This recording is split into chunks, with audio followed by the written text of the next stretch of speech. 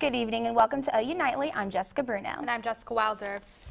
A high-speed police pursuit ended in a suicide shooting just before noon yesterday at the intersection of 24th and Main. A bill to legalize medical marijuana for some patients in Georgia now heads to the state Senate. How do you not only deal with these fires, but also with the community reacting to these fires? So this that we're making right here is ultimately going to turn into this. He's going to top it into some powdered sugar and sell it for about $5. Right now we're with a water aerobics fitness class, one of the new classes offered by the University of Oklahoma. There's dozens of classes that you can enroll in. Using various photo editing tools such as the one seen behind me, Operation Photo Rescue has been taking storm damaged photos such as the one seen here and turning them into these for 7 years. And marriage certificates aren't being handed out to same-sex couples in Texas just yet. A federal judge struck down the state's gay marriage ban yesterday. Companies with 50 to 99 employees will now have until 2016 to comply with the employer mandate. Large companies are getting a bit of a break too. They must offer insurance to at least 70% of full-time workers in 2015. Keeping with that title, how do you make each homecoming experience different, but the same at the same time, keeping with tradition?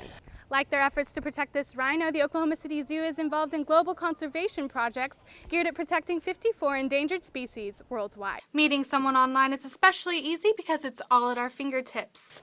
With apps on our smartphones, we could stay constantly connected. And that beautiful blanket of snow we saw this morning is no longer so much a blanket, more like a sprinkling. So we got married in New York. We got married on December 20th. Of 2012. No, 2011. 2011. Oh, see, I'm terrible.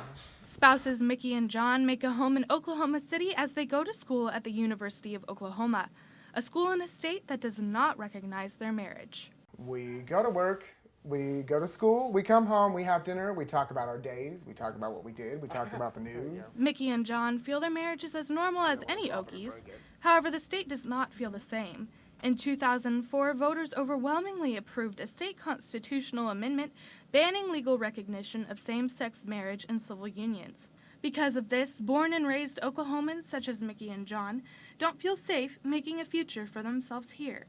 Yeah, I think it's very hard to visualize yourself staying in a state in which your family wouldn't be legally recognized. Yes. I'm trying to just live a pretty normal, simple life, but the legal issues bother me. However, there are some in the state that want gay couples like Mickey and John to feel as accepted as possible. Norman's mayor and OU professor says she set out a welcome mat for everyone. Norman is very intentional of describing itself as an inclusive community, and it is something that we take very seriously as a community.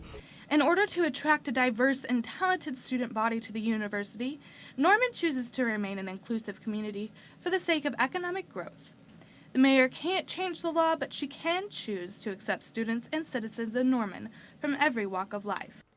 You know, somebody asked me the other day, why did you marry John? And I just responded back, because I fell in love.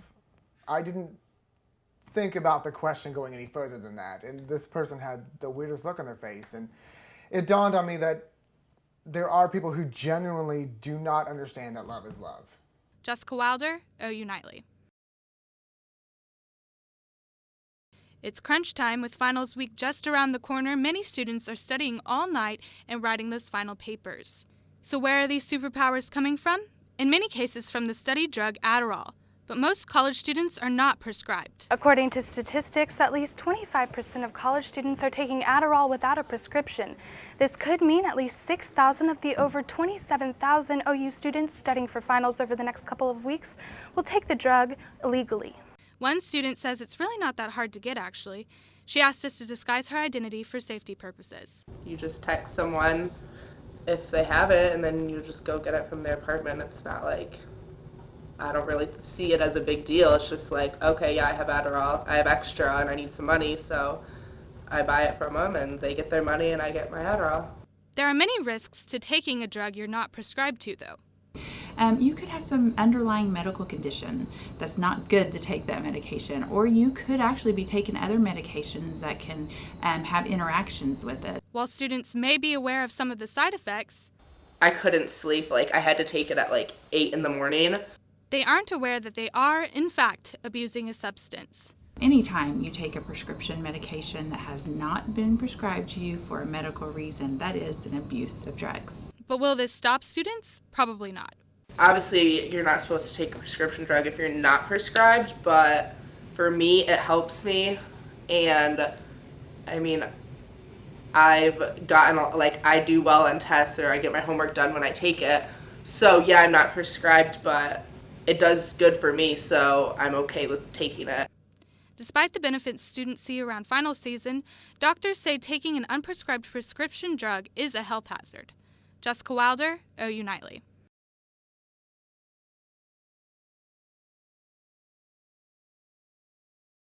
Oklahoma has always been an agricultural state, deeply dependent on water. But ironically, Oklahoma's water that grew crops is now raising a city, and the Chamber of Commerce can't stop talking about it. At the sleek Oklahoma riverfront, a new U.S. Olympic training center for rowing, canoe, and kayak, and a wondrous new waterfront that welcomes everyone. We created the finest venue in the world for canoe, kayak, and rowing. We held the Olympic trials just a year ago, and I think, that surprises people. It is surprising to think that the capital of a state so heavily affected by the Dust Bowl in the 30s could become an oasis during the current drought. Nationally and even internationally, people don't tend to associate Oklahoma with water. Even though we have a lot of water here, it goes back to the Grapes of Wrath, the Dust Bowl. So what sparked the change? The rediscovery of the Oklahoma River. The river used to be a drainage system that was only mowed annually, but has since been changed to a tourist spot filled with endless potential. Many years ago, the Corps of Engineers had... So it went from this desolate area of town where people wanted to actually get away from to, once again, as it was in the beginning of the city, a place for the community to gather. And when you think of gathering places in Oklahoma City, you immediately think of Bricktown, with its restaurants and activities all gathered around the Bricktown Canal. But the place the city really wants to highlight is the Boathouse District, home to the Olympic Training Center. Anytime that you see the sport of canoe kayak in the Olympic Games or the Paralympic Games, those are our athletes. But it's so much more than just a training center. It's an attraction and an economic boost for the city that shows an immense amount of wise planning and constructing by city leaders. There is no doubt when someone comes to Oklahoma City, they put their feet on the ground here at the Oklahoma River and at the Oklahoma City Boathouse District, they are struck with a very powerful sense of progress and vision and can-do spirit. Can-do spirit. That should be the slogan for the once poster child for the Grapes of Wrath turned beautiful. It's all part of a grander picture. But when you look at water and Oklahomans' attraction to it, it's almost magical.